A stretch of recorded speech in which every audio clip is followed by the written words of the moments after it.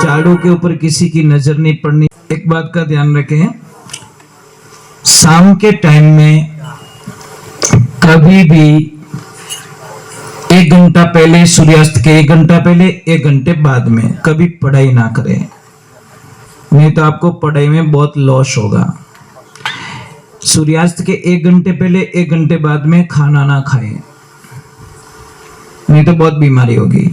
सूर्यास्त के 1 घंटे पहले 1 घंटे बाद में सोए नहीं तो घर से दरिद्रता कभी बाहर नहीं जाएगी।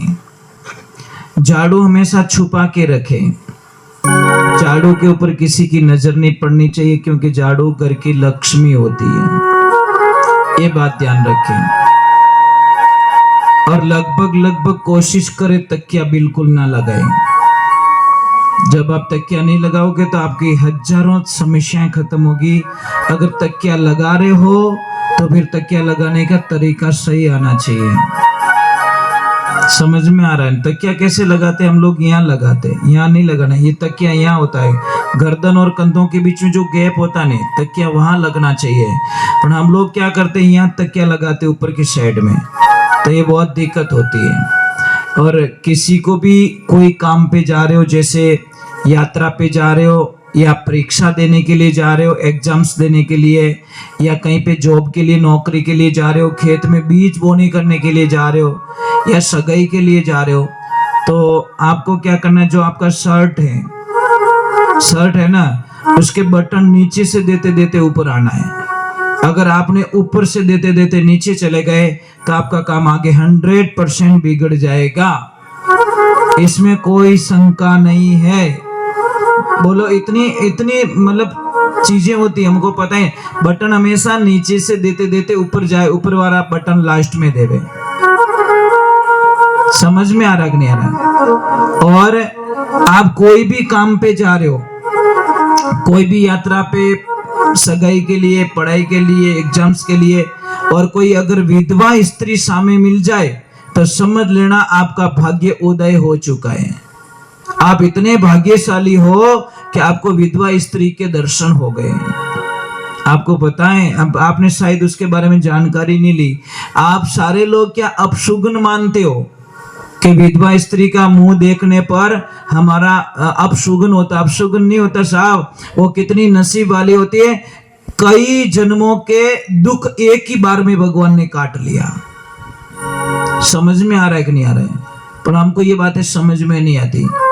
जिसको बच्चे नहीं है, अगर वो जोड़ा भी सामने मिल जाए तो कभी अपशुगन मत मानना, नहीं तो तुम्हारे वंश में किसी न किसी को बच्चे नहीं होंगे, ये गारंटी महाराज। जिसको बच्चे नहीं है, अगर वो जोड़ा सामने मिल जाए, अगर उसको अपशुगन मान के आप वापस रिटर्न हो गए, तो आप ही के पीढ़ी में भगवान आपको किसी न किसी को बिना बच्चों के रखेगा, इसमें कोई शंका नहीं है। जैसी करनी वैसी भरनी। और किसी को अगर बच्चे नहीं हो रहे तो मैं बहुत इजी इलाज बताता हूँ आपको। नारियल आता है, नारियल श्रीफल, उसको आप तोड़िए, आपको एक बीज मिलेगा उसमें से। नारियल तोड़ता है ना, एक बीज मिलता है। वो बीज उस स्त्री को देना चालू करे जिसको मतलब बच्चे नहीं हो रहे।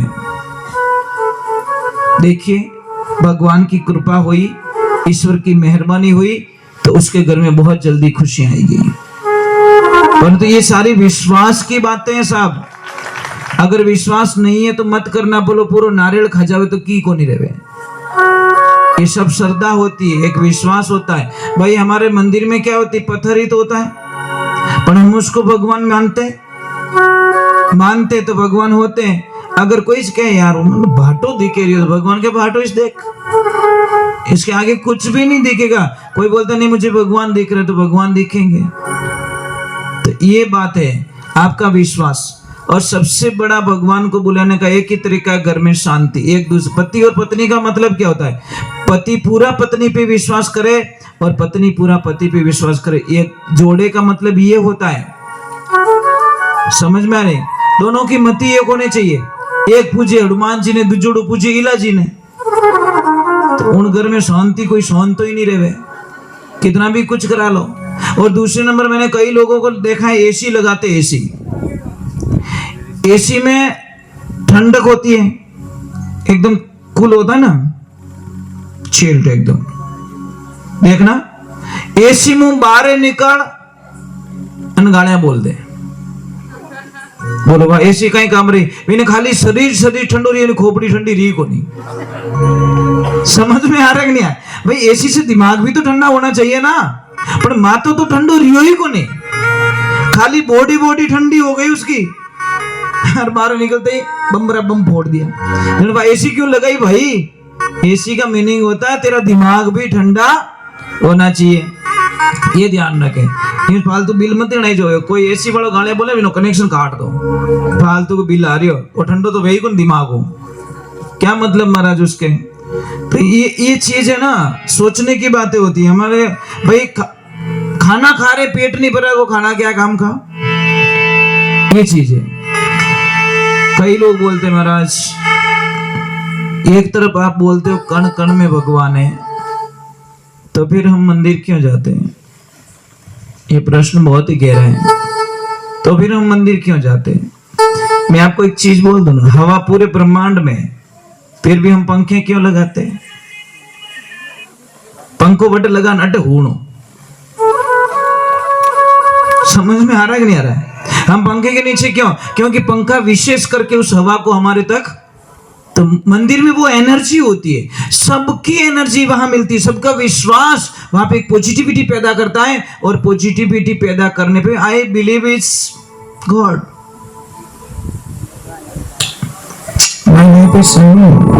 मैं जीने के लिए गाता हूं, गाने के लिए जीता हूं। एक समझ लीजिए, ये छोटी सी बात है हमारी जिंदगी की। चलो मैं एक दो भजन और सुनाऊंगा, कोई आपका कोई हो भगवान तो मुझे बोल देना, उनका भजन सुना देता हूँ, फिर मैं आरती करूंगा। आरती के बाद मैं एक साधना दूंगा, साधना के बाद में आपको छुट्टी और मेरे को भी छुट्टी, ठीक है? और एक ध्यान रखना,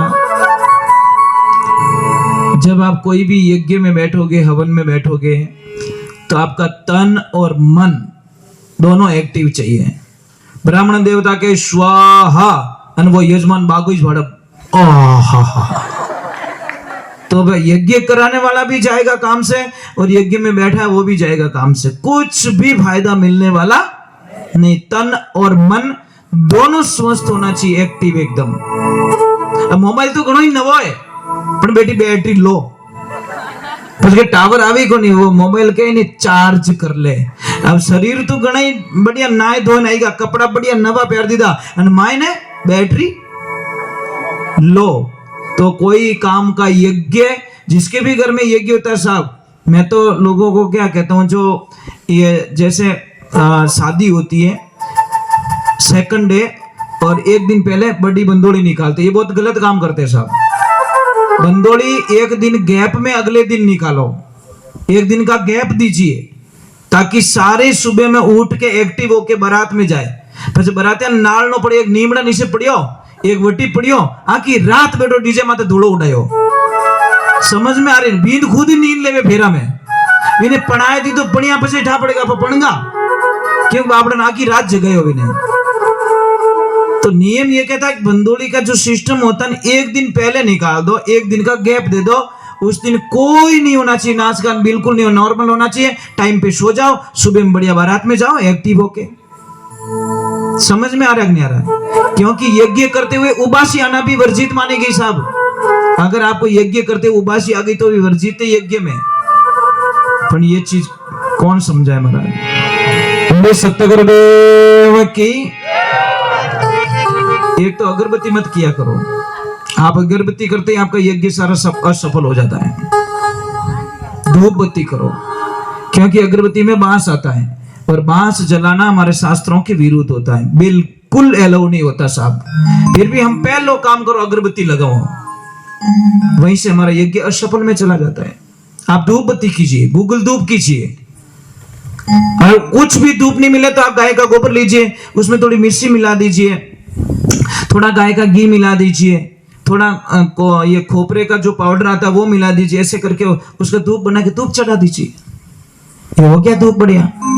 ये ध्यान रखे, किसी को कितना भी श्वास चढ़ता हो, कितो भी श्वास चढ़े, शाम के टाइम में ये भूंगड़े आते हैं ना खाने वाले चने येलो कलर के, और शाम को सोते वक्त उसको 50 ग्राम खिला दो, पानी मत पिलाओ, श्वास नहीं चढ़ेगा। पर पानी पिलाओगे तो काम गड़बड़े साहब। जिसको भी श्वास चढ़ता है, आप शाम के टाइम में वो भूंगड़े खा ले 50 ग्राम और पानी मत पीजिए, तो आपको श्वास की बीमारी नहीं होगी। किसके कितने भी घुटनों में दर्द, मैंने कई बार बताया इलाज कर, चूना लीजिए इतना सा और हमेशा लेना स्टार्ट कीजिए। सुबह सुबह में खाना खाने के बाद में 1 गिलास पानी में इतना सा चूना डालिए, देखिए फिर आनंद। बोले सत्य गुरुदेव की, बोले कृष्ण कन्हैया लाल की।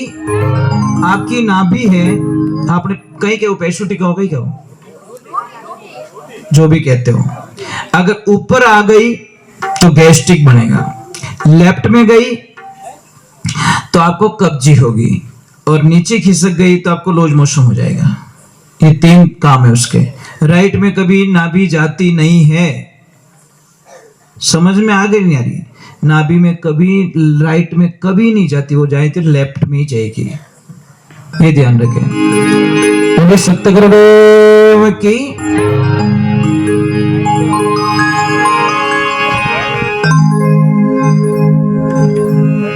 चलो मैं 2 भजन और सुना देता हूँ। कोई महादेव जी का वगैरह वगैरह कुछ हो तो बोल देना मुझे, कोई भी यूं की कर, आप ही तो बोल दो कोई 1-2 भजन के पे आ मारे महादेव जी का। चलो हनुमान जी का गा लेते, ठीक है? हनुमान जी महादेव जी, महादेव जी हनुमान जी, बस दोनों एक ही, अलग मत मानना, क्योंकि शिव का 11वें अवतार रुद्र अवतार में हनुमान जी है। बोले श्री भगवान की, बोले बालाजी महाराज की।